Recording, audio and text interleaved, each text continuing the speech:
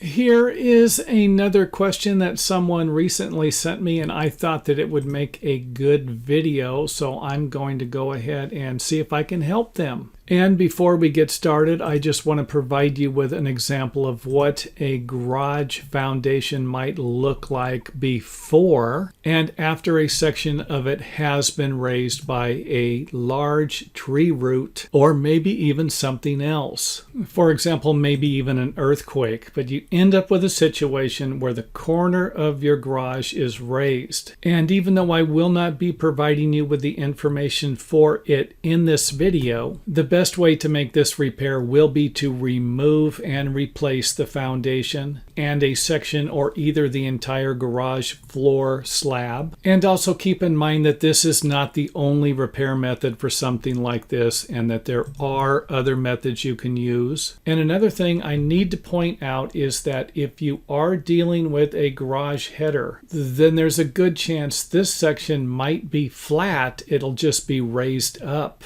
However, that won't be the case on the other side. You will usually have a dip in the wall somewhere. And even though it might be similar, you might not be dealing with the exact same situation I designed here, along with a different situation on the bottom. For example, you might have a space between the bottom of the framing stud and the top of the framing plate. Or you could have a gap like I have here between the bottom of the framing plate and the top of the building foundation. So the first thing you're going to want to do will be to remove the section of the slab that is either falling apart, cracked, or raised. And then I would recommend removing all of the tree roots and backfilling with an approved material. And this would be any material that would provide you with 100% compaction. Otherwise, you could end up with some problems later. And then, of course, refill the area with concrete and finish the floor to make sure that it is straight.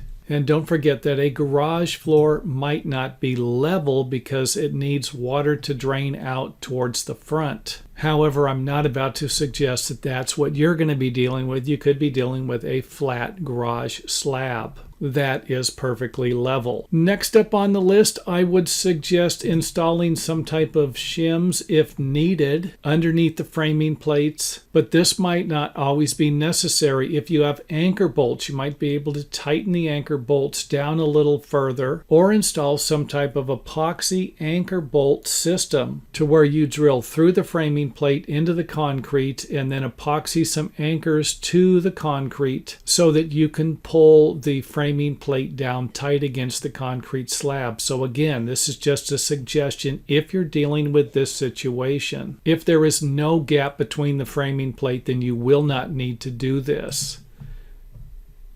And of course, the shims don't need to stick out this far. They can always be even with the wall framing plate. And again, this might be an area where you need to get creative if you're not dealing with a situation like I'm showing you here in the video. Next up, we are going to create a level line, and you can create this line anywhere that you feel like on the wall. Just make sure that the line is horizontally level because you're going to be using this line to measure the distance that you're going to need to cut off of the bottom of each individual wall framing stud so that you can drop this section of the wall framing down so that it will be level again at the top. And if you can, try to start with a nice round number from where you're going to be measuring to, like 2 feet. And this can be 10 inches, it can be 1 foot. Just don't make it something like 27 3/4 inches because you're going to be using these numbers here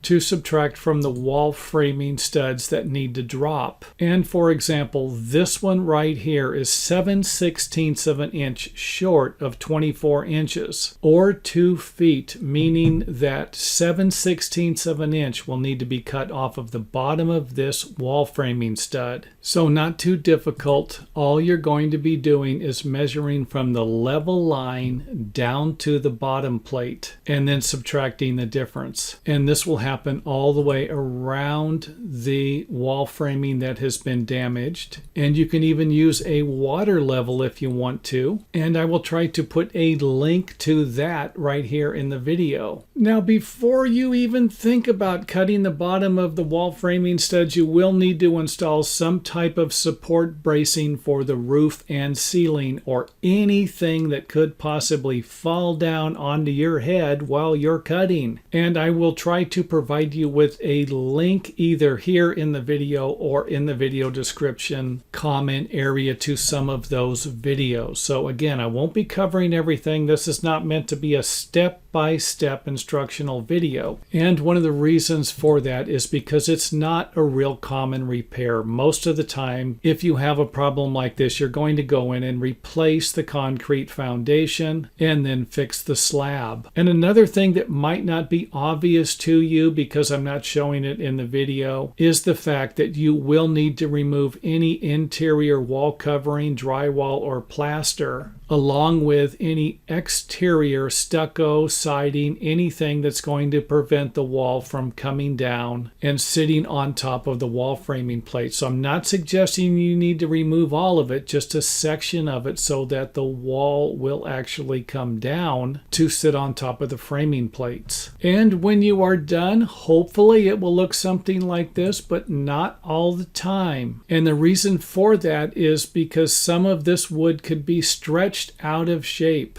to the point where you might have the corner of the building touch down to the top of the framing plate. But in the middle here, you might have some of the wall framing still sticking up because the plate and the roof framing has some type of a permanent bow in it. And if that's the case, you might need to take the roof framing system apart to fix this. And of course, this could end up to be a never-ending repair project. And you could actually get to the point where you think, wait a minute, why don't I just remove all of this and replace it, along with rebuilding a section of the corner of the building. Another thing I need to point out is that the existing tree roots, if they have not been removed, could actually decompose in the future and then cause the footing to sink back down into the soil a little further, creating problems for your repair. Along with the last thing I want to point out in this video is that you don't need to cut the studs from the bottom. You can actually cut them from the top if that's going to be easier. Just keep in mind that if you have a situation